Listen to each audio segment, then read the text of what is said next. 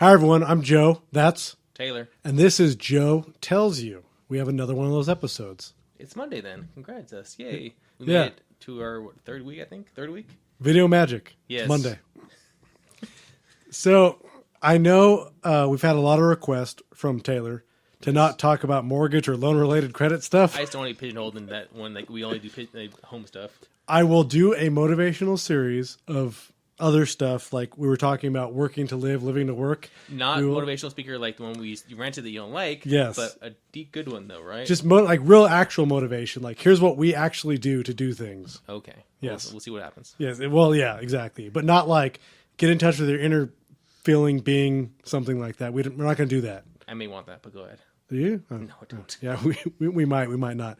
But I'm going to give you one that I know Taylor has already graduated, is already the king of. He's already the best at. He doesn't need this help anymore. Video editing? Time management? No. No, I don't. Horrible at that. The notes are just like, okay, no, this is actually, I know this is not important to Taylor because he's already a master of this. He's already the number one, the best at this. He's top rated, ranked. Now you're making me nervous now. Yeah, sorry.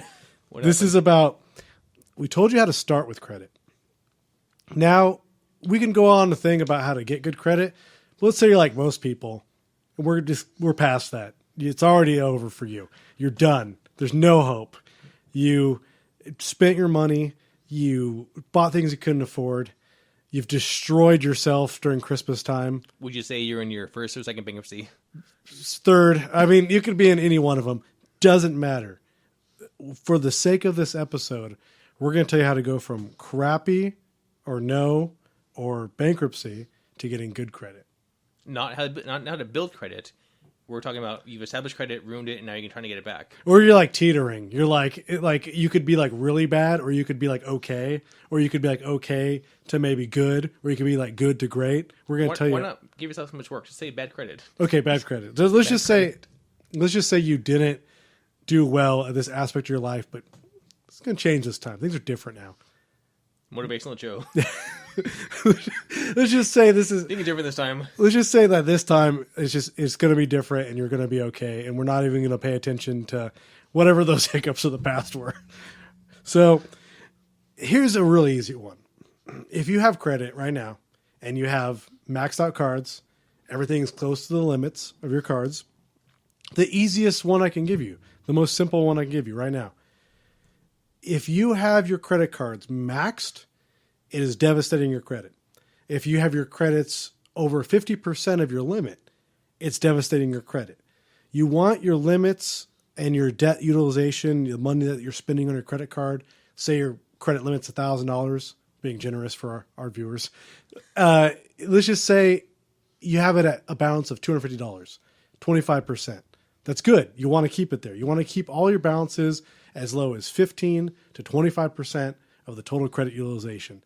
Because if you go 35, 45, 55, 60, 70, 80, 90, every part you go over 25%, you're getting rated on that. And it goes lower and lower and lower, and it lowers your FICO score. So every single credit card you have that's over that limit, and the closer to the limit, you're getting a mark for each card you have and your total overall credit cards as a whole that are over those limits. Which score do you want to be at? Well, here's one.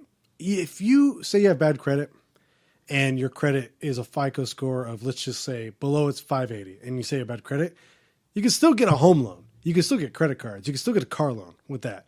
So even at 560, 540, this could get you to 20, 30 points, get you to 580. If you're at 600, get you to 620. If you're at 650, get you like 680 or so. So we go over it different times, but if you have a credit score of between the low 500s, you have a D, basically, right? We'll put it in like A through D or A through F. A through D. That's all. A through D. Yeah. If you're at F, can I do A through D through? If you're at F, I'm sorry. You might want to watch another YouTube show because I can't get you there, but maybe. Call me in 6 months. YouTube us, whatever the kids YouTube us, yes. Yeah, what the kids are saying these days.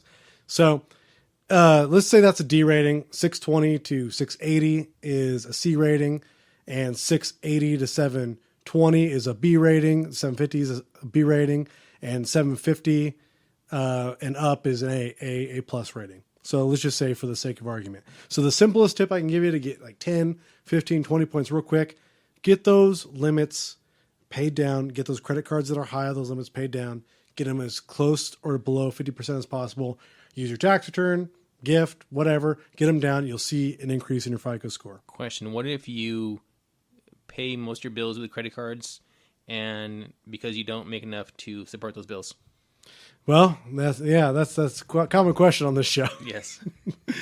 For 1 month, can you? For 1 month, God can you damn it? Could you just stop spending? What are we trying to do here? Are we trying to get a car real quick? Or trying to get a higher limit on a credit card? How Whatever. about let's talk about just getting your credit good to where you could, if need be. Stop spending on those bills for the month to get your credit score up so you could do the next step. It just seems so easy.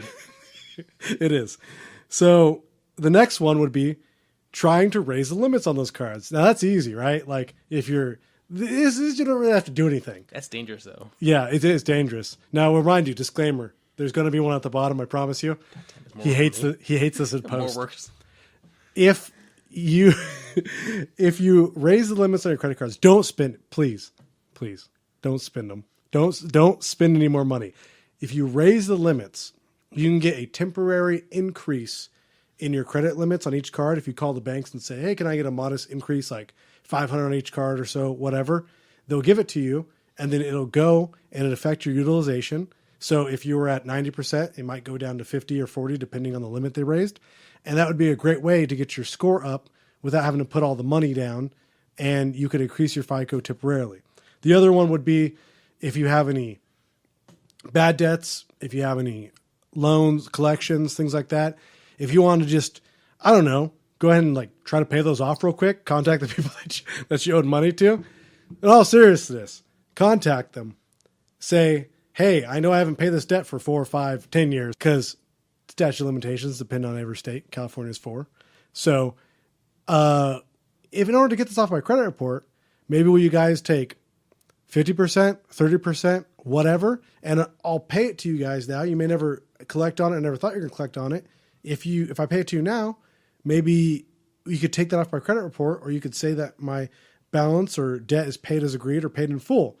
Obviously, you want to get this in writing first from the collectors you're dealing with because they're not the best of characters. The other thing is, too, is offer always to settle it or pay it in full, or get a letter that says, if I pay 50% of this, it's paid as agreed or paid in full, because you don't want to ever send them a small payment or like a tiny amount, because what they'll say is, well, in good faith, just send us a small payment. And if you send us a small payment, I'll know that you're working on it. Don't do that. You don't want to do that. You don't want to send them anything until you talk to them. You get something in writing, you get a letter from them, and then you can send them and settle a debt. So you could pay off old debts, settle old debts. If the debts are really small, maybe just pay them off. If they're medical bills, things like that, offer, negotiate, or settle with them. Those are great ways to improve your credit. Does when creditors or when a bank or what have you looks at their credit report and sees paid in agreement or paid full agreement, not so say you pay it off but not the full amount, but paid until agreed upon amount, does that look bad in your account? Paid for less than the full balance is better than not paying at all. Obviously, paid in full or paid for the agreed upon amount is way better than all of the above. Mm-hmm. So you'll want to get anything that isn't just you neglected it and never paid. So you'll want to get it anywhere above that rating. So paid in full or paid in agreement, is that okay? Those are decent. Those are good things or better than, Yeah, depending on the debt. Like let's say you have one that's $100 or $75, whatever, right? They're so low that you're probably never going to get them to really do anything. So if it's like $1,000, $2,000, you're probably more likely able to pay $1,000 and get them to say paid as agreed or paid in full. But if they're really tiny debts, pay them off because it's better than not paying them at all, but you probably won't get them to say anything about the debt. They'll just say paid at a later amount or paid in full at this date or whatever. Mm-hmm. And that's always better than not paying them at all. So you'll want to contact them, be in contact with them, make sure that if you ignore them for a long time and they're past the statute of limitations, that gives you more negotiating leverage because they can't really collect on you anymore, depending on the state. And the other thing is that you want to make sure that you never pay them anything until you have something in writing, And then once you have it in writing, you can go from there. Now, question. Yeah. So within that 4 years of limitations, how much can they affect your credit score? Dramatically if it's recently. So if you have something on your credit and it just is a new collection that just happened, your score is going to go down like 50 to 80 points, right? So what's going to happen is over time, it'll get less affected by the good things you do, which brings me to the next segue. Hey. Paying your bills on time. Paying your bills on time, having new lines of established credit, those can circumvent bad things like having collections or missing payments. So the more good things you have, the better it does in your credit report. The more bad things it's worse. So if you have those old debts and they're hanging over you, they're not as bad as current debts. But in order to get certain loans or even mortgages, you'll still need to make sure that you have an agreement or those are in some way settled or paid. Unless you got a bankruptcy, which on the other hand, the bankruptcy should have discharged all of those. And after 2 to 3 years, you can apply for most mortgages again, including FHA. We'll go over the different types after that. But paying your bills on time, critical. And we're talking a lot about credit cards. I'm going to go over the secret. There's a little secret for you guys. Credit cards are okay to pay on time, but they're not the ones that are really affecting your score. What's really affecting your score is installment loans. Those would be personal loans, student loans, car loans, things like that, right? Since let's just assume you don't have a mortgage payment yet and you have a car loan, you have student loans, you have personal loan, you have credit cards. The number one things that make you look good are paying your car payment on time and paying your installment loans on time. So what that means is if you want to boost your credit really quickly, what you would want to do is you would want to take out a personal loan instead of maybe more credit cards, pay back the personal loan in a timely manner, or pay back the personal loan on its agreed upon terms, or take out a car loan. We've been over this before, and Taylor told me to bring it up. Yes, I did. On this one, he told me to bring it up to you guys as a little secret. Yes. Secret of building credit.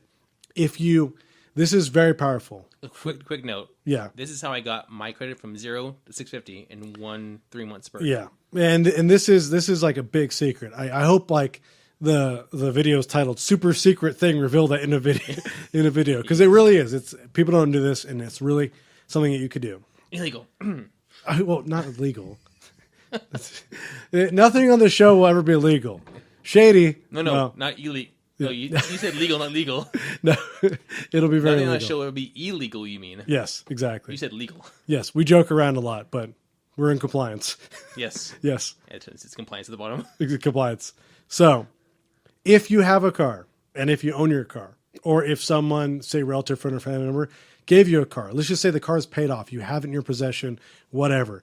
If you are short on funds or short on money, you can actually take out a title loan against your car. Now, I'm not saying go to the title loan places that say cash for cars, because those are the ones that are going to charge you a big interest rate, and they're going to charge you way more money. And if you pay the loan off early, they could have early termination fees, things like that. So you're going to want to go to like a credit union or a bank that specializes in these loans. And you're going to want to ask them if I can do a refinance or title loan on my vehicle. And if they let you, that's really good, because you can use that against your car, and you can get your car loan, you can get money against it at a very low percentage rate, whatever the car loan rates are nowadays. I know credit unions are offering them as low as like 1.99%. Auto loan places are offering them at 4.5%. If you needed money fast, or you need a loan for school, whatever you need it for, hey, who are we to judge? We're not judging what you need the money for. What we do. No. Yeah, you need money, right? Oftentimes it's better if you have something in your possession, like an automobile, to do a loan against it, and then paying it back for a low interest rate. And what you do is you're building a massive amount of credit in a short amount of time by paying back your loan. So you have your car and you take out $2,500 against it, and say the loan term is a couple of years. What you do is you take out a loan, pay for whatever you need to pay for. You can pay it back fast. You could pay it back early. But if you pay it back over the course of, let's say, 6 months or even to a year, that will build your credit further than anything that you do with your credit if you don't have any of those other things on your credit. Like if you only have credit cards and collections, things like that, borrowing money on an installment loan for a personal loan or against the car loan are the best things you can do for your credit. Because if you do that, you'll be able to show everyone you can handle a high payment, a serious payment, and it counts. It gives you more points in your credit report for doing that. So essentially, I got one for, I think, $3,000 against a vehicle I owned previously. Already owned it. I already owned it. So I had $3,000 against it, and then I got I think I got like a 2-year loan. I got for like a couple $1,000. So what I did is I paid it back each month for about 5 months and paid the interest on it. So let's say I got $3,000. I ended up paying like $3,500, like $500 in interest. So roughly. Which is a lot of money. People would go, but what is interest on credit cards or things like that, right? Interest is way more on credit cards. Yeah. That was 4 or 5% on a auto loan. Credit cards are like 20, 30% sometimes if you have bad credit or okay credit. But see, I didn't touch the money that I got from the loan. I just paid it back. I got it put in the bank and then used that money, exact same money, to pay the money loan back. So essentially, I took money from the bank, I gave back to them, and gave them a little more. But I did that essentially. I paid for a credit score bump. So you went from 0 credit to good credit, and then you use that to springboard everything else that you did with your credit from then on. Then I started getting credit card limits for way more than I ever had. And then after that, I started building my credit with credit cards and paying them back on time and paying a little more than usual. The credit limit, I always known to pay a little more than the credit limit, because the credit limit is kind of like the bad thing. You want to pay a little more. But I got my credit so much that they increased my credit limit on their own. It's like, hey, by chance we increase your limit a couple $1,000 more. And they'll do that when you proceed on and pay your bills and do all that stuff. So there you have it. That's what we call, it's like the car title loan. You could do that against your car for any needs that you want. You could do it to increase your credit score, or you can go from 0 credit to having credit. Of course, that involves you having a type of vehicle to loan against. And if you want other situations, say you don't have the car, you would want to do personal loans, things like that, or you would want to do things called secured loans, where you take money, $1,000, $500, and you put it in the bank and you get a secured loan. They secure it against the money that you put against the loan. They put it into an account for you, a savings account. You pay back the loan that they give you for that amount you secured, and then you pay that back. And then once you pay that back, you get the $500 or $1,000, whatever you put back at the end of the loan when it's paid off. I also must say that don't spend the money. Don't spend the money on fun things that you want to do. It's best to get a loan. Do this only if you have a income that you can live with. Like if this is not affecting you in any way, shape, or form, that you have an income where you're comfortably living on, but say you have bad credit, you can still live off your income you usually get from your job, and this will just be a side thing you're doing that you don't need any additional money for. And if you guys have any questions or have any concerns or anything you want to ask about further elaboration on this or the car trick, things like that, email us questions at flipmonkeymedia.com, taylor@flipmonkeymedia.com, joe@flipmonkeymedia.com. It all goes to Taylor. Yes. Doesn't matter. Just go ahead and ask away. Or if you want to ask if the methods that you are employing will fix your credit, whether they work or not, how much you could stand to gain as an improvement for the tricks that you think will work for you, let us know. I'll tell you if they'll work or you're wasting your time. Thank you, guys. Joe just told you. And Taylor told you, too. I did tell you. Yeah, he did tell you. Next show.